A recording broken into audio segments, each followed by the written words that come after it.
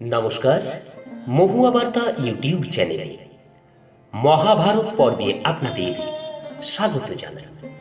আজকের আলোচ্য বিষয় মহাভারত রচনার সময় ভগবান ব্যাস কিভাবে গণেশের সাহায্য পেয়েছিলেন। আসুন আজকের পর্ব এই নিয়ে। চ্যানেলে যারা নতুন তাদের অনুরোধ জানাবো চ্যানেলটি সাবস্ক্রাইব করে চ্যানেলের সাথে থাকুন এবং মহাভারতের ধারাবাহিক পর্বগুলো শ্রবণ করুন। নারায়ণম নমস্কৃত্য নরং চৈব নরোত্তমম দেবীম সরস্বতীম ব্যাসম ততো জয়মুদীরয়ে। অন্তর্যামী নারায়ণ স্বরূপ ভগবান শ্রীকৃষ্ণ, তার সখা অর্জুন, তার লীলা প্রকটকারিণী ভগবতী সরস্বতী এবং তার প্রবক্তা ভগবান ব্যাসকে নমস্কার করে অধর্ম এবং অশুভ শক্তির পরাভবকারী চিত্তশুদ্ধিকারী মহাভারত গ্রন্থ শুরু করছি। ওম নমো ভগবতে বাসুদেবায়। ওম নমঃ পিতামহায়। ওম নমঃ সর্ববিঘ্ন বিনায়কেভ্যঃ।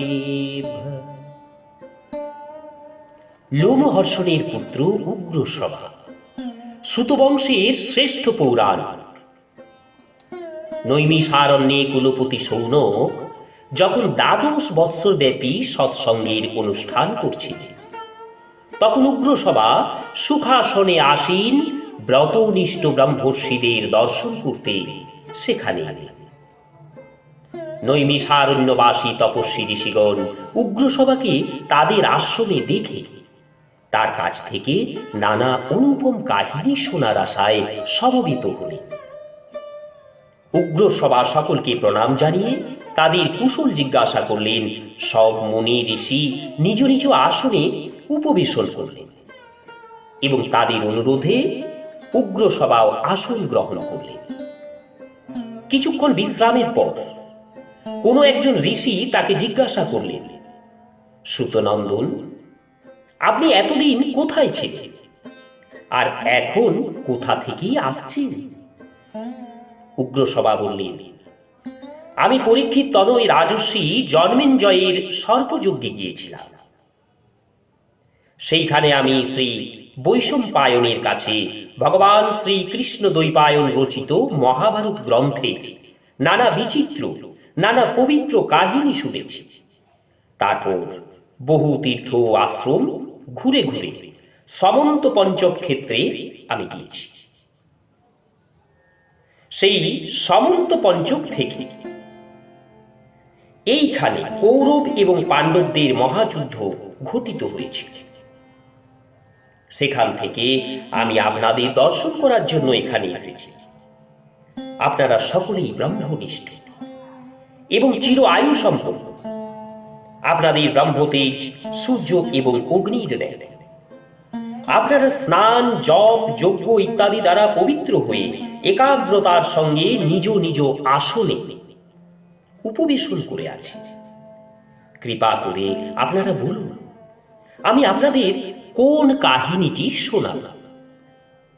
ঋষিগণ বললেন, সুতনন্দন, পরম ঋষি শ্রীকৃষ্ণ দ্বৈপায়ন যে গ্রন্থ রচনা করেছে এবং ব্রহ্মর্ষি এবং দেবতাগণ যার সমাদর করেছে, যাতে বহু সুন্দর সুন্দর পদে পরিপূর্ণ অনেক পর্ব রয়েছে, যেগুলি সূক্ষ্ম, অর্থ এবং ন্যায় পরিপূর্ণ, যার পদে পদে বেদার্থ বিভূষিত, যা আখ্যান সমূহের মধ্যে শ্রেষ্ঠ, যাতে ভরত বংশের সম্পূর্ণ ইতিহাস রয়েছে, যা সম্পূর্ণ শাস্ত্রসম্মত এবং শ্রীকৃষ্ণ দ্বৈপায়নের আদেশানুসারে শ্রী বৈশম্পায়ন যা রাজা জন্মেঞ্জয়কে শুনিয়েছিলেন।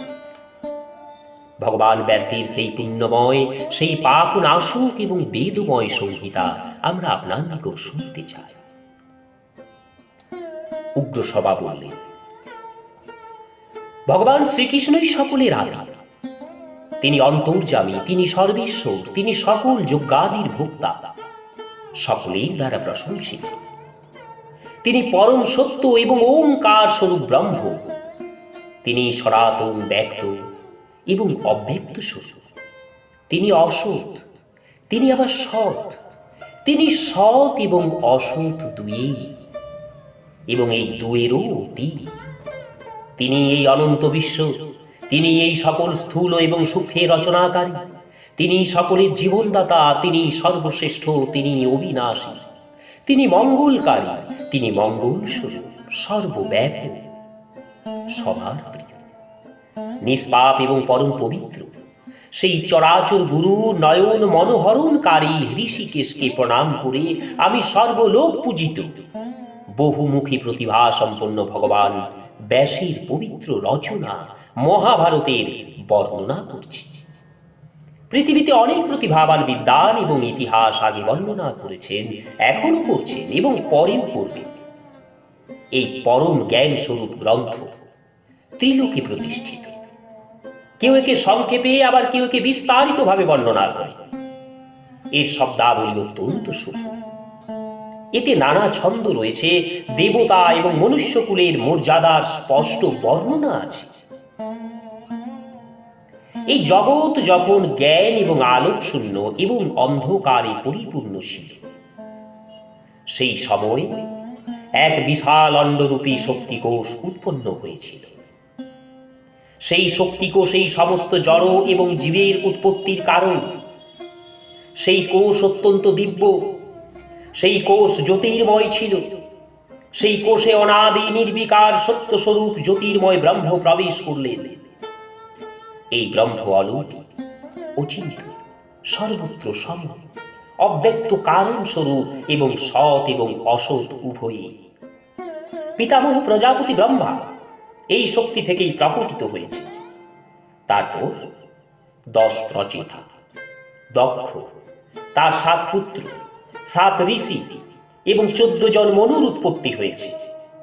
বিশ্বদেবা, আদিত্য, বসু, অশ্বিনী কুমারদ্বয়, যক্ষ, সাধ্য, পিশাচ, গুহ, পিতৃ, ব্রহ্মর্ষি, রাজর্ষি, জল, দুলোক, পৃথিবী, বায়ু, আকাশ, 10 দিক, সম্বৎসর, ঋতু, মাস, পক্ষ, দিন, রাত এবং জগতে যত বস্তু আছে সবই এই কোষ থেকে উৎপন্ন হয়েছে। এ সম্পূর্ণ চরাচর জগৎ প্রলয়কালে পরমাত্মা থেকে উৎপন্ন হয়, সেই পরমাত্মাতেই লীন হয়ে যায়। ঋতু সমাগম হলে যেমন তার নানা লক্ষণ প্রকটিত হয় এবং চলে গেলে তা লুপ্ত হয়ে যায়, তেমনি এই কালচক্র, যার দ্বারা সমস্ত কিছু সৃষ্টি এবং বিনাশ হয়, অনাদি অনন্ত রূপে সর্বদা চলতে থাকে। দেবতাদের সংখ্যা সংক্ষেপে 36,333। বিবস্বানের 12 জন পুত্র, দিব্যপুত্র, বৃহদ্ভানু, চক্ষু, আত্মা, বিভাবসু, সবিতা, ঋচিক, অর্ক, ভানু, আশাবহ, রবি এবং মনু। মনুর 2 পুত্র, দেবভ্রাট এবং শুভ্রাট। শুভ্রাটের 3টি পুত্র, 10 জ্যোতি, শতজ্যোতি, সহস্রজ্যোতি। 3 জনেই ছিলেন অত্যন্ত বিদ্বান এবং প্রজ্ঞাবান। 10 জ্যোতির 10,000, শতজ্যোতির 1,00,000 এবং সহস্রজ্যোতির 10 লাখ পুত্র জন্ম নেয়। এদের থেকেই কুরু, যদু, ভরত, যজ্জাতি এবং ইক্ষ্বাকু ইত্যাদি রাজর্ষি বংশ চলে এসেছে। নানা বংশ এবং প্রাণী সৃষ্টির এই হলো পরম্পরা। ভগবান ব্যাস সম্পূর্ণ লোক, অতীত, বর্তমান, ভবিষ্যতের রহস্য, কর্ম, উপাসনা, জ্ঞানরূপ বেদ, যোগ, ধর্ম, অর্থ, কাম, শাস্ত্র এবং লোক ব্যবহার সম্পর্কে পূর্ণরূপে অবগত। তিনি এই গ্রন্থে ব্যাখ্যা সহ সম্পূর্ণ ইতিহাস এবং শ্রুতির কথা জানিয়েছেন।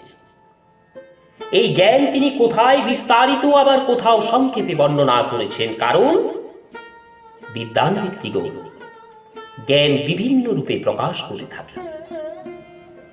তিনি তপস্যা এবং ব্রহ্মচর্যের দ্বারা বেদ বিভাজন করে এই গ্রন্থকে রচনা করেছেন। পরে তিনি চিন্তা করেছেন যে শিষ্যদের কিভাবে এটি অধ্যয়ন করাবেন। ভগবান বেদব্যাসের চিন্তা নিরসন করার উদ্দেশ্যে স্বয়ং প্রজাপতি ব্রহ্মা লোকহিতার্থে তার কাছে এলেন। ভগবান ব্যাস তাকে দেখে বিস্মিত হয়ে প্রণাম করলেন। পরে ব্রহ্মার নির্দেশে তিনি তার কাছে আসন গ্রহণ করলেন। ব্যাসদেব ব্রহ্মাকে আনন্দের সঙ্গে জানালেন, ভগবান, আমি এক অতি সুন্দর কাব্য রচনা করেছি। বৈদিক এবং লৌকিক সমস্ত বিষয় এতে আছে। এতে বেদাঙ্গ সহ উপনিষদ, বেদাদিব ক্রিয়া, ইতিহাস, পুরাণ, অতীত, বর্তমান, ভবিষ্যতের বিষয়, জরা, মৃত্যু, ভয়, ব্যাধি ইত্যাদি ভাব অভাবের বিচার, আশ্রম বর্ণাদির ধর্ম, পুরাণের সার, তপস্যা, ব্রহ্মচর্য, পৃথিবী, চন্দ্র, সূর্য, গ্রহ, নক্ষত্র এবং যুগাদির বর্ণনা, ঋগ্বেদ, যজুর্বেদ, সামবেদ, অথর্ববেদ, অধ্যাত্ম, ন্যায়, শিক্ষা, চিকিৎসা, দান, পাশুপত ধর্ম, দেবতা, মানব সকলের উৎপত্তি, পবিত্র তীর্থ, দেশ, নদী, পর্বত, বন, সমুদ্র, পূর্বকল্প, দিব্য নগর, যুদ্ধ কৌশল, বিভিন্ন ভাষা, বিভিন্ন জাতি, লোক ব্যবহার, ব্যক্ত স্বরূপ পরমাত্মার বর্ণনাও করা হয়েছে। কিন্তু পৃথিবীতে এই গ্রন্থ লিপিবদ্ধ করার উপযুক্ত কাউকে আমি পাচ্ছি না। এই হল আমার চিন্তার বিষয়। ভগবান ব্রহ্মা বললেন, মহর্ষি, আপনি তত্ত্বজ্ঞান সম্পন্ন। আমি সকল তপস্বী এবং শ্রেষ্ঠ মুনি ঋষির মধ্যেও আপনাকে শ্রেষ্ঠতম বলে মনে করি। জন্ম থেকেই আপনি সত্য এবং বেদার্থ আলোচনা করে থাকেন। তাই আপনার গ্রন্থকে কাব্য বলাই উচিত হবে। এটি কাব্য নামেই প্রসিদ্ধ হবে। আপনার এই কাব্য থেকে আর কোনো কাব্যই জগতে শ্রেষ্ঠতর বলে বিবেচিত হবে না। আপনি এই গ্রন্থ লিপিবদ্ধ করার জন্য শ্রী গণেশকে স্মরণ করুন। এই বলে ব্রহ্মা অন্তর্হিত হলেন। ব্যাসদেব তখন একান্ত মনে শ্রী গণেশের ধ্যান করতে লাগলেন। ভক্ত বাঞ্ছা কল্পতরু শ্রী গণেশকে স্মরণ করা মাত্রই তিনি সেখানে উপস্থিত হলেন। ব্যাসদেব তাকে পাদ্য অর্ঘ্য দিয়ে পূজা করে তাকে বসালেন এবং আর্জি জানালেন, ভগবান, আমি নিজ মনে মহাভারত রচনা করেছি, কিন্তু এগুলি লিপিবদ্ধ করার জন্য আমি চিন্তিত। বিশ্ব চরাচরে এই কাজ শুধুমাত্র আপনার দ্বারাই সম্ভব। কৃপা করে আপনি এই দায়িত্ব গ্রহণ করুন। শ্রী গণেশ বললেন, মহাত্মা, আপনি নিশ্চিত হন, আমি এই কাজের ভার নিলাম, কিন্তু আমার কলম যেন মুহূর্তের জন্য না থেমে যায়। কলম থেমে গেলে আমি তখনই কিন্তু লেখা বন্ধ করে দেব, আর লিখব না। ব্যাসদেব বললেন, ঠিক আছে, কিন্তু আপনিও অর্থ না বুঝে একটি কথাও লিখবেন না। গণেশ তথাস্তু বলে তাই মেনে নিলেন। ভগবান ব্যাস মহাভারত রচনার সময় মাঝে মধ্যে কিছু গুরু শ্লোক রচনা করেছেন, যেগুলিকে ব্যাসকূট বলা হয়। এই সম্পর্কে তিনি বলেছেন যে ৮,৮০০ শ্লোকের অর্থ আমি জানি, সুখদেবও জানেন, সঞ্জয় জানেন কিনা তা আমি ঠিক জানি।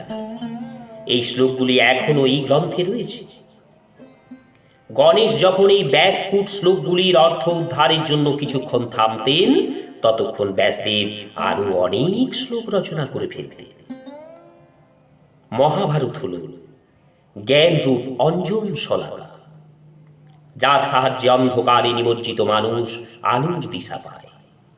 এই মহাভারত রূপ দিব্য জ্ঞান মহাধর্ম, অর্থ, কাম, মোক্ষ, এই চার পুরুষার্থের সংক্ষিপ্ত ও বিস্তারিত বর্ণনা করে লোকের অজ্ঞান অন্ধকার দূর করে। ভগবান শ্রীকৃষ্ণ দ্বৈপায়ন এই গ্রন্থে কুরুবংশের বিস্তার, গান্ধারীর ধর্মশীলতা, বিদুরের প্রজ্ঞা, কুন্তির ধৈর্য, দুর্যোধনের দুরাচারিতা, পাণ্ডবদের সত্য পালনের বর্ণনা করেছে। এর প্রতিটি শ্লোকে ভগবান শ্রীকৃষ্ণের অনিবর্চনীয় মহিমা প্রকটিত হয়। মহাভারত রূপ এই কল্পবৃক্ষ সমস্ত কবির আশ্রয়স্থল। সকল কবি এর উপর নির্ভর করে নিজের কাব্য সৃষ্টি করে থাকে। যিনি শ্রদ্ধা সহকারে মহাভারত পাঠ করেন তার সমস্ত পাপ দূর হয়ে যায়, কারণ এতে দেবর্ষি, ব্রহ্মর্ষি, দেবতা ইত্যাদির পরম পবিত্র কর্ম বর্ণিত আছে। এর মধ্যে সনাতন পুরুষ ভগবান শ্রীকৃষ্ণের কাহিনী কীর্তন করা হয়েছে। তিনি সত্য, তিনি ঋত, তিনি পরম পবিত্র, তিনি মঙ্গলময়, তিনি অবিনাশী, তিনি অবিচল, তিনি অখণ্ড জ্ঞান স্বরূপ পরম ব্রহ্ম। জ্ঞানী ব্যক্তিরা তার লীলা গান করেন। তিনি সৎ এবং অসৎ দুই। জগতের সমস্ত কাজ তার শক্তিতেই সংঘটিত হয়। পাঞ্চভৌতিক, আধ্যাত্মিক এবং প্রকৃতির মূল ব্রহ্মস্বরূপ এ সবই হল তার স্বরূপ।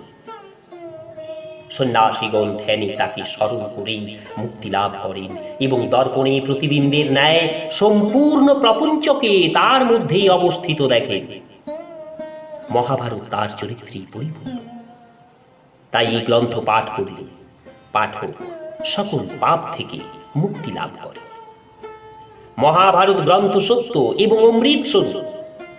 ইতিহাসে এটি সর্বশ্রেষ্ঠ গ্রন্থ। ইতিহাস এবং পুরাণাদির সাহায্যে বেদার্থের নির্ণয় করা উচিত। বেদ থেকে অল্পজ্ঞানী ব্যক্তি দূরে থাকে, পাছে তারা এর অর্থ সম্যক রূপে অনুধাবন করতে না পারে। দেবতাগণ একে বেদের সঙ্গে সমজ্ঞানে দেখেন। এর গুরুত্ব এবং মহত্বের জন্য একে মহাভারত বলা হয়েছে।